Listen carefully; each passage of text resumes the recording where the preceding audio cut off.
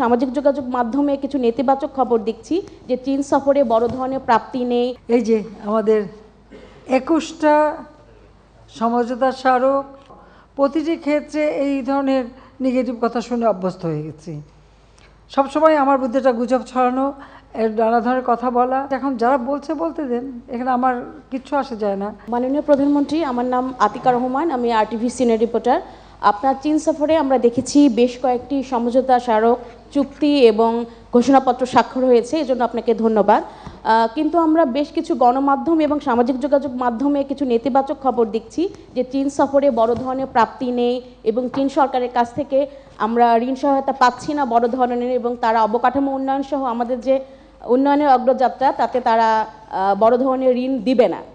এই বিষয় নিয়ে আপনার মন্তব্য জানতে চাচ্ছি। ধন্যবাদ। আমি আমার বক্তব্য তো জানালাম।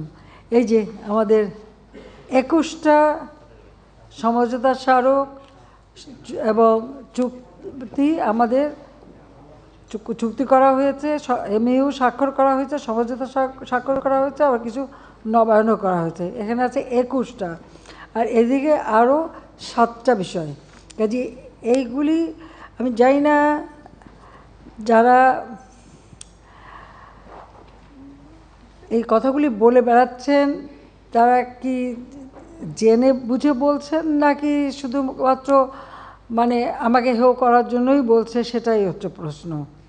তার কারণ হচ্ছে যে আমি এটা খুব বেশি একটা গুরুত্ব দিই না, এই কারণে যে আমি তো সেই 81 সালে বাংলাদেশে আসার পর প্রতিটি ক্ষেত্রে এই ধরনের নেগেটিভ কথা শুনে অভ্যস্ত হয়ে গেছি।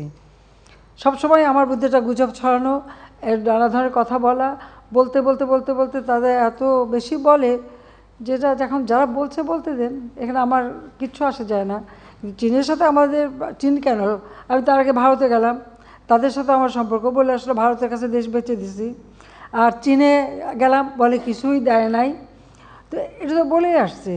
আর ভারতের কাছে দেশ বেচা, গোলামি স্বাক্ষর করা, চুক্তি স্বাক্ষর করা, এগুলি বাতিল করতে হবে সেই কথাও বলা, তো এটা তো একটা শ্রেণীর লোকের, এটা তাদের এক ধরনের মানসিক অসুস্থতা বলে মনে করি। এটা সম্পূর্ণ মানসিক অসুস্থতা ছাড়া এভাবে বানোয়াট কথা কেউ বলতে পারে না। তাদের প্রতি করুণাই হয় আমার তার বিরুদ্ধে কিছু বলার নাই। ঠিক আছে।